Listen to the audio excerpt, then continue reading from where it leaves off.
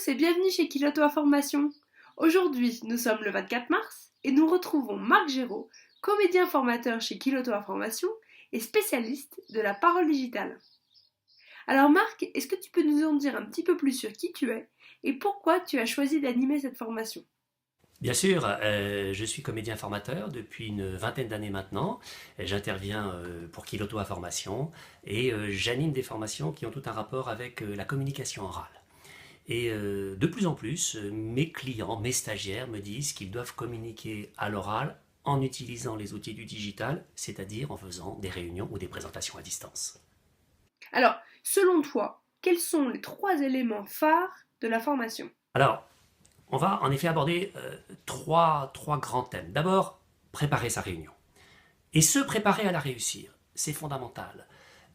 Quand on anime à distance en utilisant des outils digitaux, il faut absolument avoir préparé, avoir un objectif bien cadré, choisir le bon nombre de participants, choisir un conducteur précis de sa réunion. Tout ça, c'est absolument fondamental. Et il faut aussi être suffisamment zen pour se préparer à l'animer comme un pro.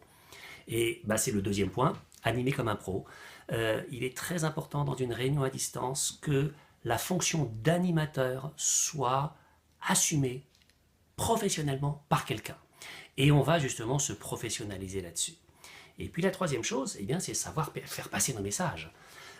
C'est pas la même chose que d'être convaincant avec des gens qui sont dans la même salle que nous et d'être convaincant en utilisant des outils digitaux avec des gens qui sont à distance. Évidemment, on aura beaucoup de choses à partager là-dessus.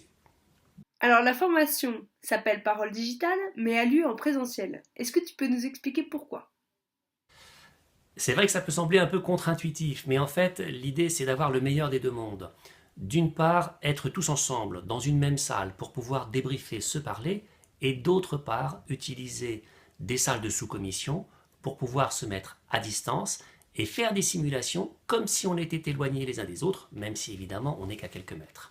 Ça, c'est la première chose. La deuxième chose, c'est qu'il est prévu que quelques semaines après la formation, nous nous retrouvions cette fois-ci tout à fait à distance pour débriefer la formation et pour en profiter, pour s'entraîner à des situations de parole digitale à distance. Merci Marc. Un petit mot pour la fin ?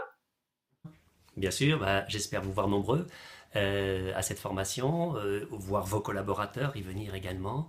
Et puis, avant que la formation se passe, n'hésitez pas à nous poser des questions, soit par téléphone, soit tout simplement en utilisant les outils du digital. Merci beaucoup, à bientôt.